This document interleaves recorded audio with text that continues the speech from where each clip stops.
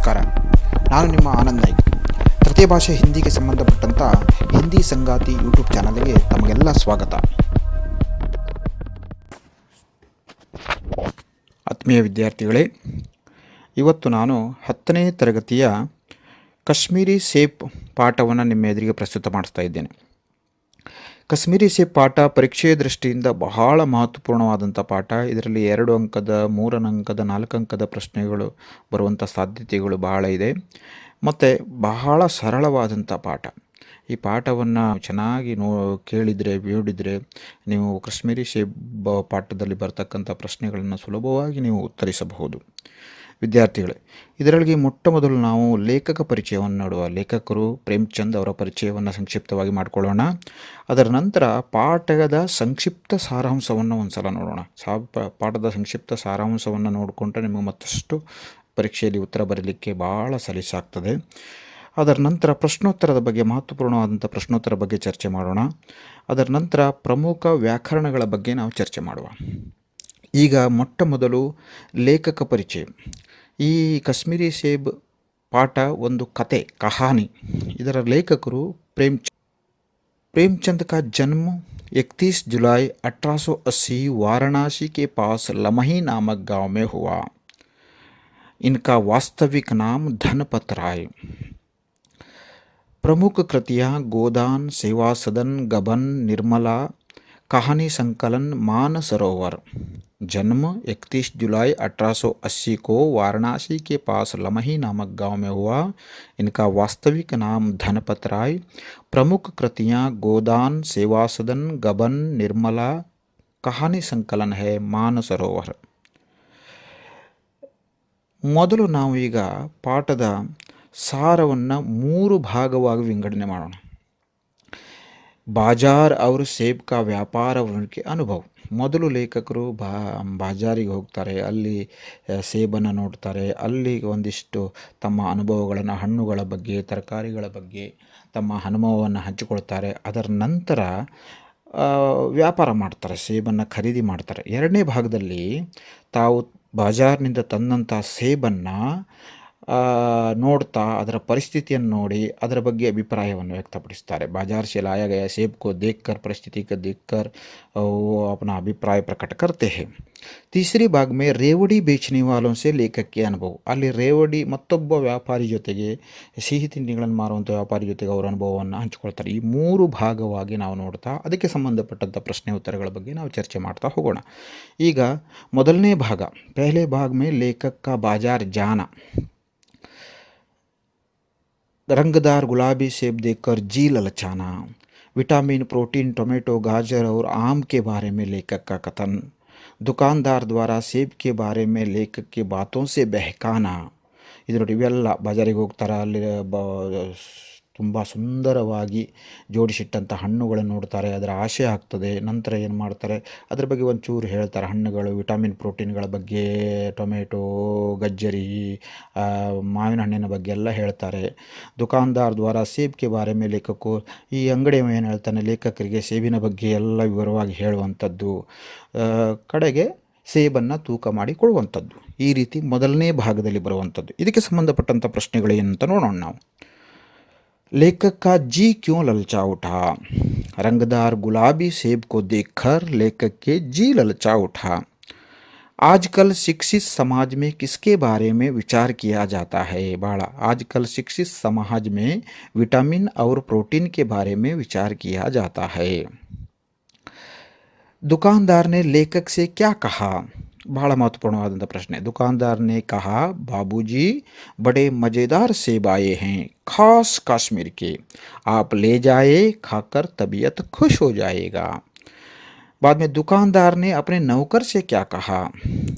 अपने नौकर से कहा दुकानदार, सुनो, आध सेर कश्मीरी सेब निकला, चुनकर लाना.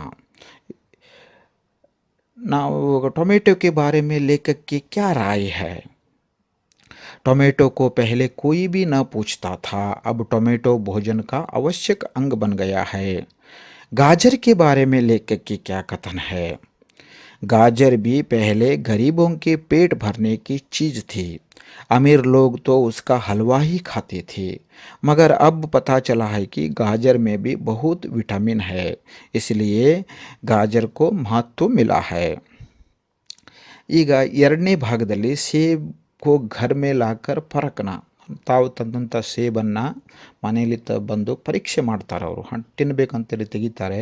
ಅವಾಗ ಅದನ್ನು ನೋಡ್ತಾರೆ, ಅದರ ಪರಿಸ್ಥಿತಿ. ದುಕಾನ್ದಾರಿಕೆ ಬಾರೆ ಮೇಲೆ ಲೇಖಕಕ್ಕೆ ನಾರಾಜಗಿ, ಅಂಗಡಿಯವನ ಮೇಲೆ ಲೇಖಕರಿಗೆ ಬಹಳ ಸಿಟ್ಟಾಗ್ತದೆ, ಬಹಳ ಬೇಜಾರಾಗಿ ಈ ಪ್ರಾಮಾಣಿಕತೆ ಬಗ್ಗೆ ಲೇಖಕರ ಅಭಿಪ್ರಾಯ ಒಂದಿಷ್ಟು ಹೇಳ್ತಾರಲ್ಲಿ. ಇದಿಷ್ಟು ಎರಡನೇ ಭಾಗದಲ್ಲಿ ಬರ್ತಕ್ಕಂಥದ್ದು. ಸೇಬ್ ಕಿ ಹಾಲತ್ ಕೆ ಬಾರೆ ಮೇ ಲಿಖಿಯೆ. ಇದು ಬಹಳ ಮಹತ್ವಪೂರ್ಣವಾದಂಥ ಪ್ರಶ್ನೆ. ಈ ಪ್ರಶ್ನೆ ಈ 3 ಅಂಕಕ್ಕೂ ಬರ್ಬೋದು, 4 ಅಂಕಕ್ಕೂ ಬರ್ಬೋದು. लेखक जब खाने के लिए एक सेब निकाला तो सड़ा हुआ था। 1 रुपये के आकार का छिलका गल गया था। दूसरा सेब आधा सड़ा हुआ था। तीसरा सेब सड़ा तो न था, मगर एक तरफ दबकर पिचक गया था। चौथा सेब बेदाग था, मगर उसमें एक काला सुराख था, जैसा अक्सर बैरों में होते हैं। काटा तो भीतर बैरों की तरह है दबे। इस तरह चारों सेब खाने के लिए लायक न था. ಇನ್ನೊಂದು ಸರಿ ಹೇಳ್ತಾ ಇದ್ದೇನೆ ನೋಡ್ರಿ. लेखक जब खाने के लिए एक सेब निकाला तो सड़ा हुआ था. 1 रुपये के आकार का छिलका गल गया था. दूसरा सेब आधा सड़ा हुआ था. तीसरा सेब सड़ा तो न था, मगर एक तरफ दबकर पिचक गया था. चौथा सेब बेदाग था, मगर उसमें एक काला सुराख था, जैसा अक्सर बैरों में होते हैं. काटा तो भीतर बैरों की तरह दब्बे. इस तरह चारों सेब खाने को लायक न था. ಇದು ಬಹಳ ಮಹತ್ವಪೂರ್ಣವಾದಂಥ ಪ್ರಶ್ನೆ. ಇದನ್ನು ಬಹಳ ಲಕ್ಷ್ಯಗೊಟ್ಟು ನೀವು ಓದಬೇಕು.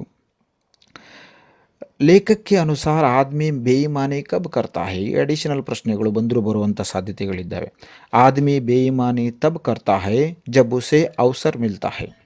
बेईमानी का अवसर देना, चाहे वह अपने ढीलेपन से हो या सहज विश्वास से, बेईमानी में सहयोग देना है.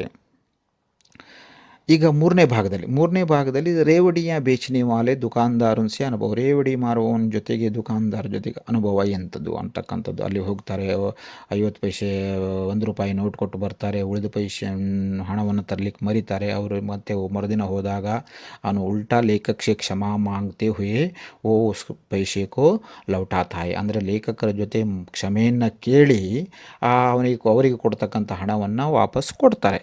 ಇದು ಒಂದು ಅನುಭವ ಅವರಿಗೆ. रेवड़ी बेचने वालों के साथ लेखक का क्या अनुभव रहा. मोहर्रम के मेले में लेखक रेवड़ियाँ खरीदकर पैसे की जगह अटन्नी दे आए थे. घर पर आने के बाद लेखक को अपनी भूल मालूम हुआ. दुकानदार के पास दौड़े और दुकानदार लेखक के बाकी पैसा वापस दिया. उल्टे लेखक से ಕ್ಷಮಾ ಮಾಂಗಿ. ಈ ಪ್ರಶ್ನೆನೂ ಬರುವಂಥ ಸಾಧ್ಯತೆಗಳು ತುಂಬ ಇದ್ದಾವೆ. इस पाठ के द्वारा लेखक पाठकों को कैसे सचेत करना चाहते हैं. ಇದು ಬಹಳ ಮಹತ್ವಪೂರ್ಣವಾದಂಥ ಪ್ರಶ್ನೆ. ಇದರ ಸಂದೇಶ ಏನು ಹೇಳ್ತಾರೆ, ಓದುಗರಿಗೆ ಏನು ಜಾಗೃತಿ ಮಾಡ್ತಾರೆ ಅಂತಕ್ಕಂಥದ್ದು. इस पाठ के द्वारा लेखक पाठकों को कैसे सचेत करना चाहते हैं. लेखक अपना अनुभव बताते हुए पाठकों को सचेत करते हैं कि अगर खरीदारी करते समय सावधानी नहीं बरते तो धोखा खाने की संभावना होती है. ಇನ್ನೊಂದು ಥರ ಹೇಳ್ತೇನೆ. लेखक अपना अनुभव बताते हुए पाठकों को सचेत करते हैं कि अगर खरीदारी करते समय सावधानी नहीं बरते तो धोखा खाने की संभावना होती है. ಈಗ ಕೊನೆಯದಾಗಿ ಕಾಶ್ಮೀರಿ ಸೇಬ್ ಪಾಠಕ್ಕೆ ಉದ್ದೇಶ ಕ್ಯಾ ಹೈ. ಇದನ್ನು ಸಹಿತ ಪ್ರಶ್ನೆ ಕೇಳುವಂಥ ಸಾಧ್ಯತೆಗಳು 2 ಅಂಕಕ್ಕೆ ಇರ್ತದೆ.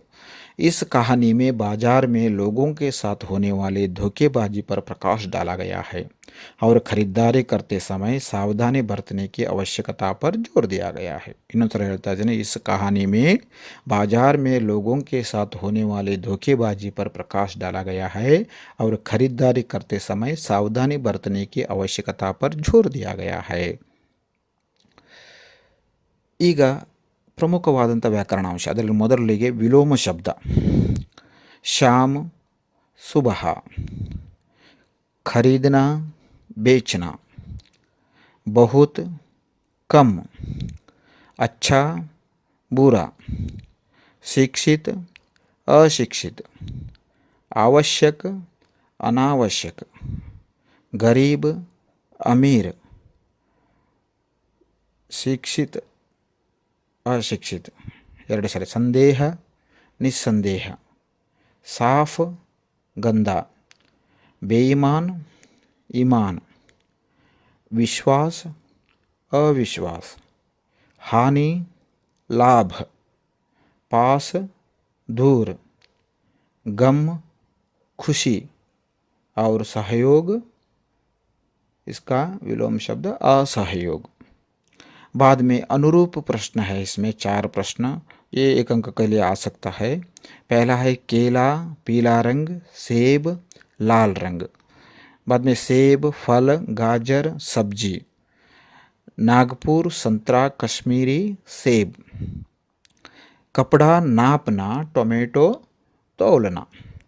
अंत में अन्य वचन रूप देखेंगे हम, चीज़ें चीज, रास्ता रास्ते, घर घर, रुपये रुपया, आंखें आँख, कर्मचारी कर्मचारी, व्यापारी व्यापारी, फल फल, रेवड़ी रेवड़ियाँ और दुकान दुकाने। ಇದಿಷ್ಟು ಈ ಪಾಠದ ಪ್ರಶ್ನೆಗಳು. ಈ ವಿಡಿಯೋವನ್ನು 1 ಅಲ್ಲ 2 ಸಲ ಎಲ್ಲ ನೀವು ದಿನಾಲೂ ನೋಡಿದರೆ ನಿಮಗೆ ಖಂಡಿತವಾಗಿಯೂ ಈ ಕಾಶ್ಮೀರಿ ಸೇಬಿಗೆ ಸಂಬಂಧಪಟ್ಟಂಥ ಯಾವುದೇ ಪ್ರಶ್ನೆಯನ್ನು ನೀವು ಸುಲಭವಾಗಿ ಉತ್ತರಿಸಬಹುದು.